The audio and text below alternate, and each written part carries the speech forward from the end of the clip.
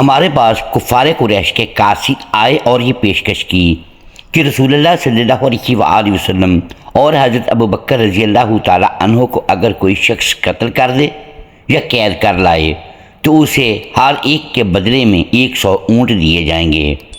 میں اپنی قوم بنی مدلج کی ایک مجلس میں بیٹھا ہوا تھا کہ ان کا ایک آدمی سامنے آیا اور ہمارے قریب کھڑا ہو گیا۔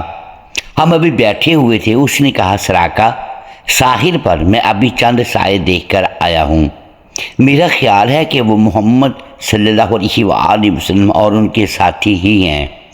سراقہ رضی اللہ تعالیٰ عنہ نے کہا میں سمجھ گیا، اس کا خیال صحیح ہے، لیکن میں نے اس سے کہا کہ وہ لوگ نہیں ہیں، میں نے فلاں فلاں آدمی کو دیکھا ہے، ہمارے سامنے سے اسی طرف گئے ہیں۔ اس کے بعد میں مجلس میں تھوڑی دیر اور بیٹھا رہا اور پھر اٹھتے ہی گھر گیا اور اپنی لونڈی سے کہا کہ میرے گھوڑے کو لے کر ٹیلے کے پیچھے چلی جائے اور وہیں میرا انتظار کرے۔ اس کے بعد میں نے اپنا نیزہ اٹھایا اور گھر کی پشت کی طرف سے باہر نکل آیا۔ میں نیزے کی نوک سے زمین پر لکیر کھینچتا ہوا چلا گیا اور اوپر کے حصے کو چھپائے ہوئے تھا۔ سراقہ یہ سب کچھ اس لیے کر رہا تھا کہ کسی کو خبر نہ ہو، ورنہ وہ بھی میرے انعام میں شریک ہو جائے گا۔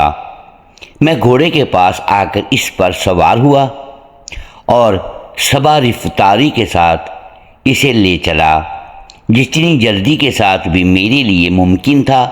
آخر میں نے ان کو پا ہی لیا۔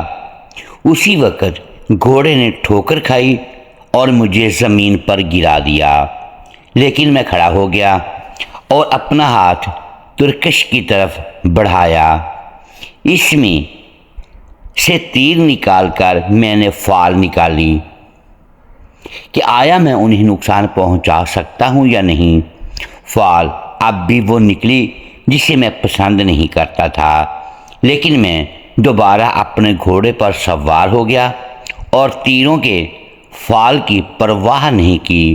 پھر میرا گھوڑا مجھے تیزی کے ساتھ دوڑائے لیے جا رہا تھا۔ آخر جب میں نے رسول اللہ صلی اللہ علیہ وآلہ وسلم کی کرت سنی، حضرت صلی اللہ علیہ وآلہ وسلم میری طرف کوئی توجہ نہیں کر رہے تھے، لیکن حضرت ابوبکر رضی اللہ تعالی عنہ بار بار مڑ کر دیکھتے تھے تو میرے گھوڑے کے آگے کے دونوں پاؤں زمین میں دھنس گئے۔ جب وہ ٹخنوں تک دھنس گیا تو میں اس کے اوپر گر پڑا اور اسے اٹھنے کے لیے ڈانٹا۔ میں نے اسے اٹھانے کی کوشش کی، لیکن وہ اپنے پاؤں زمین سے نہیں نکال سکا۔ بڑی مشکل سے جب اس نے پوری طرح کھڑے ہونے کی کوشش کی تو اس کے آگے کے پاؤں سے منتشر سا غبار اٹھ کر دھوئیں کی طرح آسمان کی طرف چڑھنے لگا۔ میں نے تیروں سے فال نکالی، لیکن اس مرتبہ بھی وہی فال آئی جسے میں پسند نہیں کرتا تھا۔ اس وقت میں نے حضرت صلی اللہ علیہ وآلہ وسلم کو امان کے لیے پکارا۔ میری آواز پر وہ لوگ کھڑے ہو گئے اور میں اپنے گھوڑے پر سوار ہو کر ان کے پاس آیا۔ ان تک برے ارادے کے ساتھ پہنچنے سے جس طرح مجھے روک دیا گیا تھا، اسی سے مجھے یقین ہو گیا تھا کہ رسول اللہ صلی اللہ علیہ وآلہ وسلم کی دعوت غالب آ کر رہے گی۔ اس لیے میں نے حضور صلی اللہ علیہ وآلہ وسلم سے کہا کہ آپ کی قوم نے آپ کے مارنے کے لیے 100 اونٹوں کے انعام کا اعلان کیا ہے۔ پھر میں نے آپ کو قریش کے ارادوں کی اطلاع دی۔ میں نے ان حضرات کی خدمت میں کچھ توشہ اور سامان پیش کیا، لیکن حضور صلی اللہ علیہ وآلہ وسلم نے اسے قبول نہیں فرمایا۔ مجھ سے کسی اور چیز کا بھی مطالبہ نہیں کیا، صرف اتنا کہا کہ ہمارے متعلق رازداری سے کام لینا۔ لیکن میں نے عرض کی کہ آپ میرے لیے ایک امن کی تحریر لکھ دیجئے۔ حضور صلی اللہ علیہ وآلہ وسلم نے عامر بن فہرہ رضی اللہ تعالیٰ عنہ کو حکم دیا اور انہوں نے چمڑے کے ایک رکا پر تحریر امن لکھ دی۔ اس کے بعد رسول اللہ صلی اللہ علیہ وآلہ وسلم آگے بڑھے۔ ابن شہاب نے بیان کیا اور انہیں عروہ بن زبیر نے خبر دی کہ رسول اللہ صلی اللہ علیہ وآلہ وسلم کی ملاقات زبیر رضی اللہ تعالی عنہ سے ہوئی، جو مسلمانوں کے ایک تجارتی قافلے کے ساتھ شام سے واپس آ رہے تھے۔ زبیر رضی اللہ تعالی عنہ نے حضور صلی اللہ علیہ وآلہ وسلم اور ابو بکر رضی اللہ تعالی عنہ کی خدمت میں سفید پوشاک پیش کی۔ ادھر مدینہ میں بھی مسلمانوں کو حضور صلی اللہ علیہ وآلہ وسلم کی مکہ سے ہجرت کی اطلاع ہو چکی تھی، اور یہ لوگ روزانہ صبح کو مقام حرہ تک آتے اور انتظار کرتے رہتے، لیکن دوپہر کی گرمی کی وجہ سے دوپہر کو انہیں واپس جانا پڑا تھا۔ ایک دن جب بہت طویل انتظار کے بعد سب لوگ واپس آ گئے اور اپنے گھر پہنچ گئے تو ایک یہودی اپنے ایک محل پر کچھ دیکھنے چڑھا۔ اس نے حضرت صلی اللہ علیہ وآلہ وسلم اور آپ کے ساتھیوں کو دیکھا، سفید سفید چلے آ رہے ہیں یا تیزی سے جلدی جلدی آ رہے ہیں۔ جتنا آپ صلی اللہ علیہ وآلہ وسلم نزدیک ہو رہے تھے، اتنی ہی دور سے پانی کی سطح ریتی کا چمکنا کم ہوتا جا رہا تھا۔ یہودی بے اختیار چلا اٹھا کہ اے عرب کے لوگوں، تمہارے یہ بزرگ سردار آ گئے جن کا تمہیں انتظار تھا۔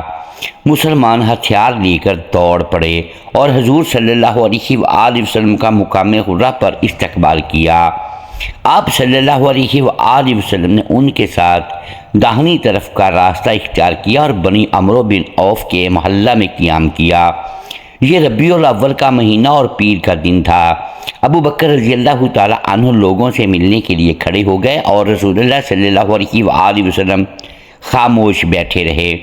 انصار کے جن لوگوں نے رسول اللہ صلی اللہ علیہ وآلہ وسلم کو اس سے پہلے نہیں دیکھا تھا، وہ ابو بکر رضی اللہ تعالی عنہ ہی کو سلام کر رہے تھے، لیکن جب حضور اکرم صلی اللہ علیہ وآلہ وسلم پر دھوپ پڑنے لگی تو حضرت ابو بکر رضی اللہ تعالی عنہ نے اپنی چادر سے حضرت صلی اللہ علیہ وآلہ وسلم پر سایہ کیا۔ اس وقت سب لوگوں نے رسول اللہ صلی اللہ علیہ وآلہ وسلم کو پہچان لیا۔ حضور اکرم صلی اللہ علیہ وآلہ وسلم نے بنی عمرو بن عوف میں تقریباً 10 راتوں تک قیام کیا، اور وہ مسجد قباء جس کی بنیاد تقوی پر قائم ہے وہ اسی دوران میں تعمیر ہوئی، اور آپ صلی اللہ علیہ وآلہ وسلم نے اس میں نماز پڑھی۔ پھر جمعہ کے دن حضرت صلی اللہ علیہ وآلہ وسلم اپنی اونٹنی پر سوار ہوئے، اور صحابہ بھی آپ صلی اللہ علیہ وآلہ وسلم کے ساتھ پیدل روانہ ہوئے۔ آخر آپ صلی اللہ علیہ وآلہ وسلم کی سواری مدینہ منورہ میں اس مقام پر آ کر بیٹھ گئی جہاں اب مسجد نبوی ہے۔ اس مقام پر چند مسلمان ان دنوں نماز ادا کیا کرتے تھے۔ یہ جگہ سہیل اور سہل رضی اللہ تعالی عنہما 2 یتیم بچوں کی تھی، اور کھجور کا یہاں کھلیان لگتا تھا۔ یہ دونوں بچے اسد بن زرارہ رضی اللہ تعالی عنہ کی پرورش میں تھے۔ جب آپ صلی اللہ علیہ وآلہ وسلم کی اونٹنی وہاں بیٹھ گئی تو رسول اللہ صلی اللہ علیہ وآلہ وسلم نے فرمایا، انشاءاللہ یہی ہمارے قیام کی جگہ ہوگی۔ اس کے بعد آپ صلی اللہ علیہ وآلہ وسلم نے دونوں یتیم بچوں کو بلایا اور ان سے اس جگہ کا معاملہ کرنا چاہا تاکہ وہاں مسجد تعمیر کی جا سکے۔ دونوں بچوں نے کہا کہ نہیں یا رسول اللہ، ہم یہ جگہ آپ کو مفت دے دیں گے، لیکن حضور صلی اللہ علیہ وآلہ وسلم نے مفت طور پر قبول کرنے سے انکار کیا۔ زمین کی قیمت ادا کر کے لے لی اور وہیں مسجد تعمیر کی۔ اس کی تعمیر کے وقت خود حضور اکرم صلی اللہ علیہ وآلہ وسلم بھی صحابہ رضی اللہ تعالی عنہم کے ساتھ اینٹوں کو ڈھونے میں شریک تھے۔ اینٹ ڈھوتے وقت آپ فرماتے جاتے تھے کہ یہ بوجھ خیبر کے بوجھ نہیں ہیں، بلکہ اس کا اجر و ثواب اللہ کے یہاں باقی رہنے والا ہے۔ اس میں بہت طہارت اور پاکی ہے۔ اور حضرت صلی اللہ علیہ وآلہ وسلم دعا فرماتے تھے کہ اے اللہ، اجر تو بس آخرت ہی کا ہے، بس تو انصار اور مہاجرین پر اپنی رحمت نازل فرما۔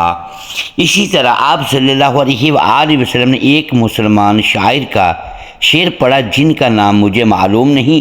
ابن شہاب نے بیان کیا کہ احادیث سے ہمیں یہ اب تک معلوم نہیں ہوا کہ حضرت صلی اللہ علیہ وآلہ وسلم نے اس شعر کی سوا کسی بھی شاعر کے پورے شعر کو کسی موقع پر پڑھا ہو۔ محترم ناظرین، امید ہے آج کی یہ ویڈیو آپ کو پسند آئی ہوگی۔ ناظرین گرامی، اگر ہم اس ویڈیو میں الفاظ کی درستگی دانستہ یا دیدہ دانستہ درست نہیں کر پائے تو ہم آپ سے معذرت خواہ ہیں اور اللہ کے حضور معافی کے طلبگار ہیں۔ ناظرین گرامی، ویڈیو کو لائک کیجئے، چینل کو سبسکرائب کیجئے اور بیل آئیکن پریس کر دیں تاکہ ہر نئی آنے والی ویڈیو آپ تک بروقت پہنچ سکے اور ہماری حوصلہ افزائی ہوتی رہے۔ اگلی ویڈیو تک کے لیے اجازت دیجیے گا۔ شکریہ۔ اللہ حافظ۔